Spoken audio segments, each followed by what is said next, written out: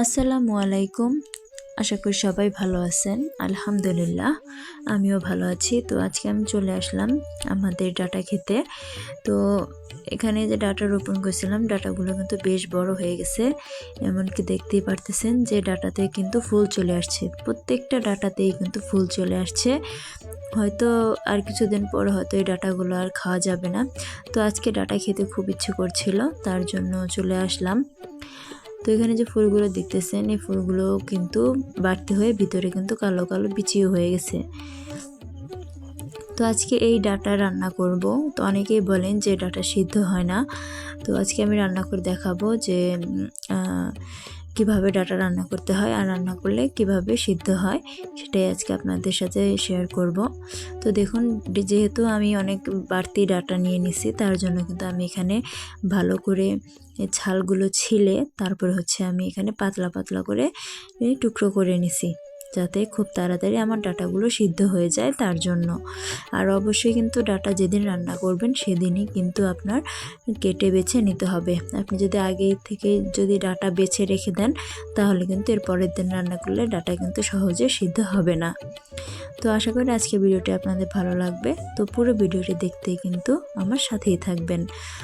তো এখানে দেখুন, ডাটা আর আলু আমি কেটে ধুয়ে নিছি। আর এই ডাটাটা আজকে রান্না করব আমি চিংড়ি মাছ দিয়ে। আপনারা চাইলে কিন্তু যে কোনো মাছ দিয়েও রান্না করতে পারেন। তো দেখুন, এখানে কিন্তু আমি চিংড়ি মাছগুলো ভালো করে বেছে ধুয়ে নিছি। এই চিংড়ি মাছগুলো দিয়েই আজকে আমি ডাটাটা রান্না করব।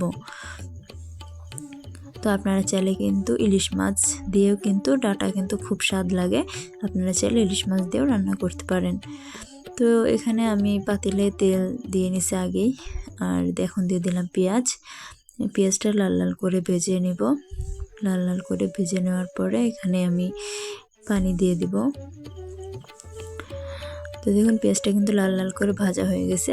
এখন আমি দিয়ে দিয়েছি পানি, যাতে আমার পেঁয়াজটা পুরো না ধরে, তাহলে কিন্তু তরকারির স্বাদ নষ্ট হয়ে যাবে। এর জন্য খেয়াল রাখতে হবে পেঁয়াজটা যাতে পুড়ে না যায়।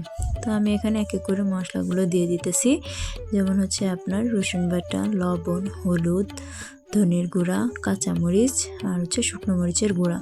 তো এগুলো দিয়ে আমি আবার মশলাটার ভিতরেই চিংড়ি মাছগুলো দিয়ে দিছি। দিয়ে এখন আমি ভালো করে কষান করে নিতেছি। আপনারা চাইলে মশলাগুলো আলাদা করেও কিন্তু কষান করে নিতে পারেন। তো আমি মশলার সাথে চিংড়ি মাছ দিয়ে একবারে ভালোভাবে কষান করে নিতেছি। এতে আমার মশলাটাও কষান করে হয়ে যাবে এবং চিংড়ি মাছটাও কিন্তু কষানো হয়ে যাবে। তো আমার চিংড়ি মাছ কিন্তু কষান করা হয়ে গেছে। এখন আমি ডাটাগুলো পাতিলে ঢেলে দিলাম।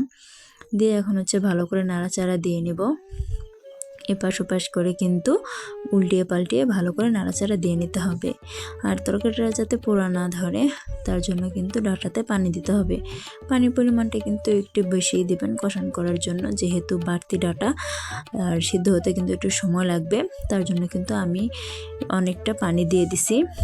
তো আমার ডাটাটা কিন্তু কষানো হয়ে গেছে। এখন আমি দিয়ে দিতেছি টমেটো। এটা আমাদের গাছের টমেটো। তো টমেটোগুলো আমি সিদ্ধ করে ফ্রিজে রেখে দিয়েছিলাম, যাতে সারা বছর সংরক্ষণ করা যায় তার জন্য। তো সেই টমেটোই আমি তরকারিতে দিয়ে দিছি। তো এখন টমেটো সহকারে তরকারিটা ভালো করে কষান করে নিব। তো কষান করা কিন্তু হয়ে গেছে। তো এখন আমি দিয়ে দিচ্ছি ঝোলের পানিটা। তো এটা কিন্তু আপনাদেরকে আমি দেখাতে পারিনি, স্কিপ করে গেছি। তা আমি এখানে ঝোলের পানিটা কিন্তু দিয়ে দিছি। তো ঝোলের পানিটা দেওয়ার কিছুক্ষণ পরেই কিন্তু নামিয়ে নিব। ভালো করে একটু জাল হলেই নামিয়ে নেব। আপনারা কিন্তু ডাটা তরকারিতে ঝালের পরিমাণটা আপনাদের স্বাদ অনুযায়ী দিবেন। যদি ঝাল বেশি খান তাহলে ঝাল বেশি দিবেন, আর কম খেলে কম দিবেন। তো দেখুন, তরকারিটা বসিয়ে দিছি, কিছুক্ষণের ভিতরে কিন্তু তরকারিটা হয়ে যাবে।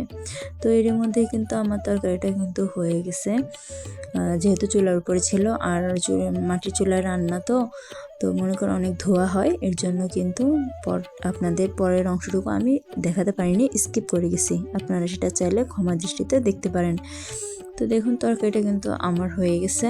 তো আমি তরকারিটা একটা বাটিতে তুলে নিছি। তো আমি যদি আপনাদের তরকারিটা ভালো করে দেখাই, তো দেখুন তরকারিটা কি সুন্দর একটা কালার চলে আসছে, আর দেখেই কিন্তু খেতে মন চাইছে। তো আশা করি আজকের ভিডিওটি আপনাদের ভালো লেগেছে। যদি ভিডিওটি ভালো লেগে থাকে তাহলে কিন্তু অবশ্যই রেসিপিটি একবার ট্রাই করে দেখবেন, আশা করি ভালো লাগবে।